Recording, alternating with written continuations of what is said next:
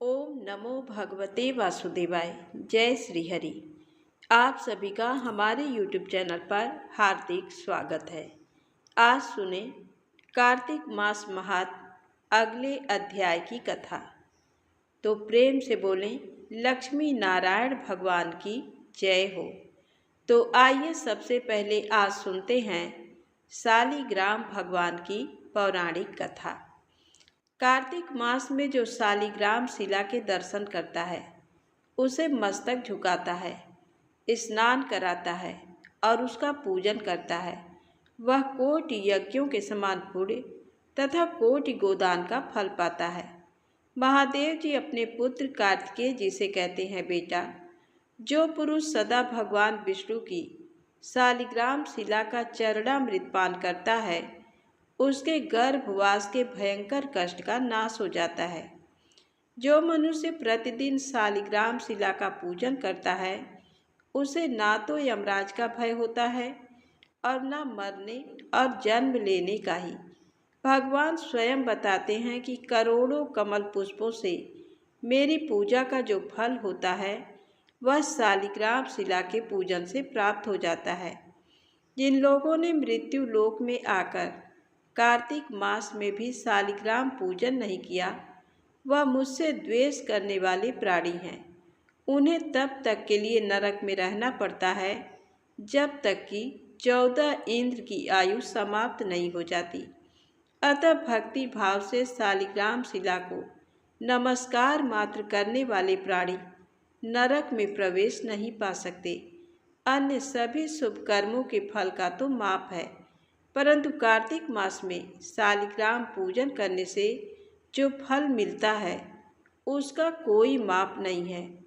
जो शालिग्राम के जल से अपना अभिषेक करता है उसने मानो संपूर्ण तीर्थों का स्नान कर लिया। कार्तिक मास में शालिग्राम भगवान की कहानी प्रतिदिन सुननी चाहिए। तो आइए सुनते हैं शालिग्राम भगवान की कहानी। एक गांव में एक बुढ़िया माई रहती थी। वह प्रतिदिन शालिग्राम भगवान की सेवा पूजा किया करती थी। एक बार कार्तिक का महीना आया। गांव के बहुत सारे लोग कार्तिक स्नान के लिए जाने लगे। बुढ़िया माई ने सोचा कि मैं भी गांव वालों के साथ गंगा स्नान कर आती हूँ। बुढ़िया माई को ध्यान आता है कि मेरे शालिग्राम भगवान को कौन रखेगा, उनका देखभाल कौन करेगा। ये विचार करके बुढ़िया माई पड़ोसन के पास जाती हैं और कहती हैं, मैं 1 महीने के लिए गंगा स्नान के लिए जा रही हूँ। तब तक तुम मेरे शालिग्राम भगवान की सेवा पूजा करती रहना, तुम अपने पास रख लो। तब पड़ोसन तैयार हो जाती और बुढ़िया माई से पड़ोसन पूछती है कि किस तरह से शालिग्राम भगवान की सेवा पूजा किया जाता है। तब बुढ़िया माई कहती है, सवेरे उठना तो इनको भी उठा देना, नहाने के बाद इनको भी नहला देना और फूल तुलसी पत्ता चढ़ा देना, चंदन लगा देना। फिर जब दूध गर्म करना तो दूध का भी भोग लगा देना और दोपहर में रसोई में जो भी बनाना उसका भी भोग लगा देना और शाम को दिया जला देना और रात में सुला देना। इतना बताकर बुढ़िया माई शालिग्राम भगवान को पड़ोसन को देकर गंगा स्नान के लिए चली जाती है। पड़ोसन सुबह उठकर बुढ़िया माई के बताए अनुसार शालिग्राम भगवान को जगाती है, फिर स्नान कराती है, चंदन फूल और तुलसी पत्ता चढ़ाती है, दूध गर्म करके दूध का भोग लगाती है। फिर दोपहर में खाना बनाती है। एक थाली में खाना निकालकर शालिग्राम भगवान को भोग लगाने के लिए ले जाती है।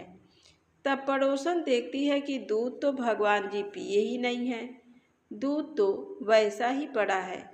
तब पड़ोसन सोचती है कि क्या पता खाना खाने के बाद दूध पीते हों। फिर पड़ोसन खाना का भोग लगा देती है और कहती है, हे प्रभु, दूध पी लीजिए और भोजन जीम लीजिए। फिर पड़ोसन अपना काम करने लग जाती है। कुछ समय के बाद फिर आती है देखने कि भगवान जी में कि नहीं, ताकि मैं भी भोजन करूं। हाथ जोड़कर देखती है कि दूध और खाना वैसा ही रखा है। फिर पड़ोसन हाथ जोड़कर बोलती है कि हे प्रभु जी, दूध पी लीजिए और भोजन कर लीजिए। आप जीमोगे तभी तो मैं भी जीमूंगी। थोड़ी देर के बाद फिर वापस आती है, फिर वही बात कहकर वापस चली जाती है। फिर आती है तो देखती है ना तो भगवान दूध पी रहे हैं और ना ही खाना खा रहे हैं। अब पड़ोसन चिंता में पड़ जाती है और सोचती है कि आज तो पहला ही दिन है। बुढ़िया माई आएगी तो क्या कहेगी? कहेगी कि तुमने तो मेरे भगवान को दुबला पतला कर दिया। फिर पड़ोसन हाथ जोड़कर भगवान से प्रार्थना करती है कि जीम लो, आप जीमोगे तभी तो मैं भी जीमूंगी। पर भगवान तो जीमते ही नहीं, अभी भूखी बैठी रहती है। यही करते करते शाम हो जाती है। शालिग्राम भगवान सोचते हैं कि अब तो जाना ही पड़ेगा, नहीं तो ये जीमेगी नहीं और मर जाएगी। फिर इसके हत्या का पाप मुझे लगेगा। फिर भगवान आते हैं और पड़ोसन के घर का भोजन छीनते हैं। अब तो हर रोज यही होता था। ऐसे ही करते करते कई दिन हो गए। एक दिन भगवान ने कहा, मैया आज मैं वैकुंठ लोक घूम कर आता हूँ। पड़ोसन ने कहा, नहीं प्रभु, अब कुछ ही दिनों की बात है। भगवान कहते हैं मैं शाम को आ जाऊँगा। फिर पड़ोसन मान जाती है। अब रोज यही होता। सुबह भगवान जीम कर वैकुंठ लोक को चले जाते और शाम को वापस आ जाते। धीरे धीरे 1 महीना बीत गया। उधर बुढ़िया माई भी गंगा स्नान करके वापस अपने घर आ गई। फिर बुढ़िया माई पड़ोसन के पास जाती है। फिर पड़ोसन से कहती है, ला मेरे शालिग्राम भगवान को मुझे दे दे। मुझे बहुत दिन हो गए हैं, दर्शन नहीं किया है। पड़ोसन ने कहा, अभी भगवान जी वैकुंठ लोक गए हैं, शाम को आएंगे तब आप ले लेना। बुढ़िया माई के कुछ भी समझ में नहीं आता है और कहती है, तुम मेरे भगवान को अभी के अभी दे दो। उनके बीच में झगड़ा चालू हो जाता है। आसपास के लोग इकट्ठे हो जाते हैं। पड़ोसन बोलती है, इस बुढ़िया माई को समझाओ, जैसे 1 महीना दर्शन नहीं किया वैसे ही शाम तक और इंतजार कर ले, थोड़ी सी सब्र कर ले। शाम को शालिग्राम भगवान आएंगे तो मैं खुद ही इसे दे दूंगी। ये बात सुनकर सबके समझ में कुछ नहीं आता कि पड़ोसन क्या बोल रही है। बुढ़िया माई तो बहुत गुस्से में थी और वहीं बैठ जाती है। शाम हो जाती है और भगवान जी वैकुंठ लोक घूमकर आ जाते हैं और मंदिर में विराजमान हो जाते हैं। जैसे ही पड़ोसन देखती है कि शालिग्राम भगवान आ गए, तब बुढ़िया माई से कहती है, अब आकर ले जाओ अपने भगवान को। बुढ़िया माई कहती है कि अब तक कहाँ छुपा कर रखा था, अब क्यों दे रही हो? वह तो एक पत्थर के हैं, वह कैसे आ जा सकते हैं? तब पड़ोसन के समझ में आ जाता है कि वह भगवान के साक्षात दर्शन पाई है। तब पड़ोसन भगवान के आगे हाथ जोड़ती है कि आप बुढ़िया माई को भी दर्शन दीजिए, नहीं तो वह मुझ पर झूठा आरोप लगाती रहेगी। तब भगवान बुढ़िया माई को भी दर्शन देते हैं। बुढ़िया माई भगवान का दर्शन पाकर बहुत खुश होती है और पड़ोसन के पैरों में गिरने लगती है। कहती है, तुम्हारे पुण्य प्रताप से, तुम्हारी वजह से आज मुझे भी भगवान के दर्शन हुए। हे शालिग्राम भगवान जी, जैसे आपने दोनों बुढ़िया माई पर अपनी कृपा करी, वैसे ही अपने सभी भक्तों पर अपनी कृपा बनाए रखना। सबको अपना दर्शन देना, सबके व्रत को पूरा करना। तो प्रेम से बोले, शालिग्राम भगवान की जय हो। अब आइए सुने कार्तिक मास महात्म की पौराणिक कथा। राजा पृथु ने नारद जी से पूछा, हे देवर्षि, कृपया आप अब मुझे ये बताइए कि वृंदा को मोहित करके विष्णु जी ने क्या किया और फिर वह कहाँ गए? जब देवता स्तुति कर मौन हो गए, तब शंकर जी ने सब देवताओं से कहा, हे ब्रह्मादि देवताओं, जलंधर तो मेरा ही अंश था, उसे मैंने तुम्हारे लिए नहीं मारा है। ये मेरी सांसारिक लीला थी। फिर भी आप लोग सत्य कहिए कि इससे आप सुखी हुए या नहीं। तब ब्रह्मा आदि देवताओं के नेत्र हर्ष से खिल गए और उन्होंने शिव जी को प्रणाम कर विष्णु जी का वह सब वृत्तांत कह सुनाया जो उन्होंने बड़े प्रयत्न से वृंदा को मोहित किया था तथा वह अग्नि में प्रवेश कर परम गति को प्राप्त हुई थी। देवताओं ने ये भी कहा कि तभी से वृंदा की सुंदरता पर मोहित हुए विष्णु उनकी चिता की राख लपेट इधर उधर घूमते हैं। अतएव आप उन्हें समझाइए, क्योंकि ये सारा चराचर आपके अधीन है। देवताओं से ये सारा वृत्तांत सुन शंकर जी ने उन्हें अपनी माया समझाई और कहा कि उसी से मोहित विष्णु भी काम के बस में हो गए हैं। परंतु महादेवी उमा त्रिदेवों की जननी सबसे परे वह मूल प्रकृति परम मनोहर और वही गिरिजा भी कहलाती हैं। अतएव विष्णु का मोह दूर करने के लिए आप सब उनकी शरण में जाइए। शंकर जी की आज्ञा से सब देवता मूल प्रकृति को प्रसन्न करने चले। उनके स्थान पर पहुंचकर उनकी बड़ी स्तुति की।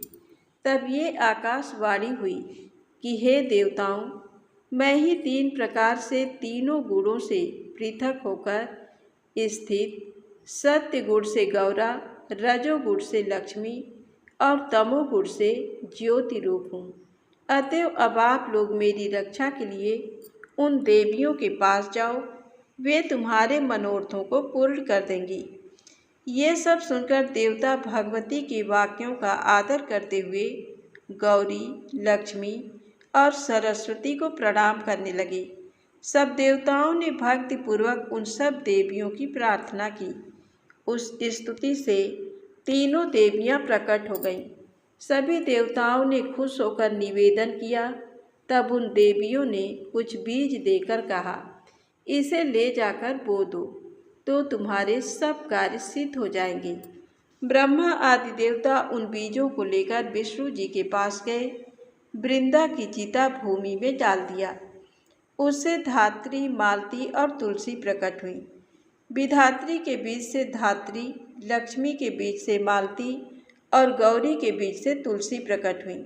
विष्णु जी ने ज्यों ही उन स्त्री रूप वाली वनस्पतियों को देखा तो वे उठ बैठे।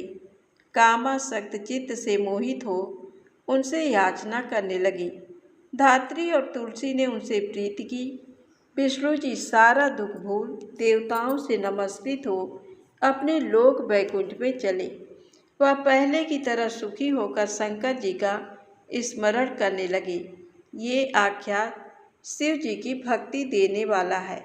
नारद जी बोले, हे राजन, यही कारण है कि कार्तिक मास के व्रत उद्यापन में तुलसी की जड़ में भगवान विष्णु की पूजा की जाती है। तुलसी भगवान विष्णु को अधिक प्रीति प्रदान करने वाली मानी गई है।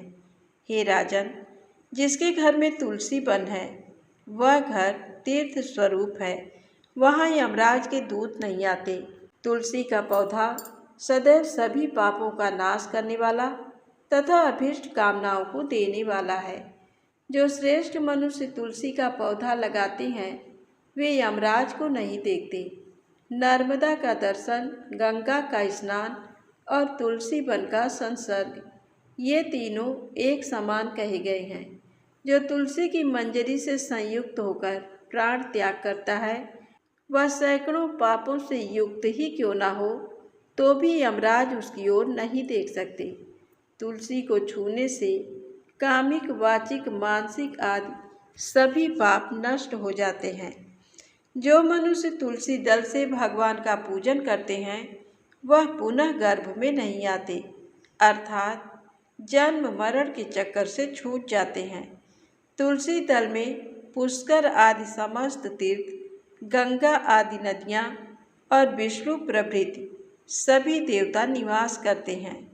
हे राजन, जो मनुष्य तुलसी के काष्ठ का चंदन लगाते हैं उन्हें सहज ही मुक्ति प्राप्त हो जाती है और उनके द्वारा किए गए पाप उनके शरीर को छू भी नहीं पाते। जहाँ तुलसी के पौधे की छाया होती है वहीं पितरों की तृप्ति के लिए श्राद्ध करना चाहिए। जिसके मुख में, कान में और मस्तक पर तुलसी का पत्ता दिखाई देता है, उसके ऊपर यमराज भी दृष्टि नहीं डाल सकते।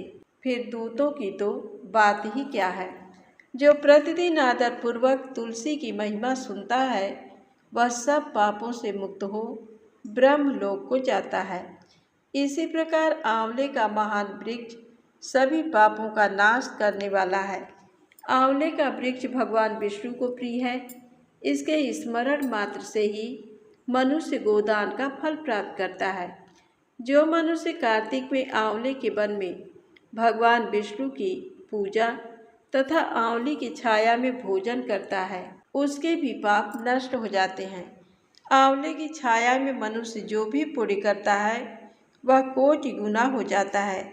जो मनुष्य आंवले की छाया के नीचे कार्तिक में ब्राह्मण दंपति को एक बार भी भोजन देकर स्वयं भोजन करता है, वह अन्न दोष से मुक्त हो जाता है। लक्ष्मी प्राप्ति की इच्छा रखने वाले मनुष्य को सदैव आंवले से स्नान करना चाहिए। नवमी, अमावस्या, सप्तमी, संक्रांति, रविवार, चंद्र ग्रहण तथा सूर्य ग्रहण के दिन आंवले से स्नान नहीं करना चाहिए। जो मनुष्य आंवले की छाया में बैठकर पिंडदान करता है, उसके पितर भगवान विष्णु के प्रसाद से मोक्ष को प्राप्त होते हैं। जो मनुष्य आंवले के फल और तुलसी दल को पानी में मिलाकर स्नान करता है, उसे गंगा स्नान का फल मिलता है। जो मनुष्य आंवले के पत्तों और फलों से देवताओं का पूजन करता है, उसे स्वर्ण मणि और मोतियों द्वारा पूजन का फल प्राप्त होता है। कार्तिक मास में जब सूर्य तुला राशि में होता है, तब सभी तीर्थ, ऋषि, देवता और सभी यज्ञ आंवले के वृक्ष में वास करते हैं। जो मनुष्य द्वादशी तिथि को तुलसी दल और कार्तिक में आंवले की छाया में बैठकर भोजन करता है, उसके 1 वर्ष तक अन्न संसर्ग से उत्पन्न हुए पापों का नाश हो जाता है। जो मनुष्य कार्तिक में आंवले की जड़ में विष्णु जी का पूजन करता है, उसे श्री विष्णु क्षेत्रों के पूजन का फल प्राप्त होता है। आंवले और तुलसी की महत्ता का वर्णन करने में श्री ब्रह्मा जी भी समर्थ नहीं हैं। तुलसी जी की जन्म कथा सुनने से मनुष्य अपने वंश सहित भक्ति को पाता है। आज की कथा यहीं समाप्त होती है। तो आइए सुने तुलसी माता की आरती। तुलसी महारानी नमो नमो, हरि की पटरानी नमो नमो। धन तुलसी पूरण तप कीनो, शालिग्राम बनी पटरानी। जाके पत्र मंजरी कोमल, श्रीपति कमल चरण लपटानी।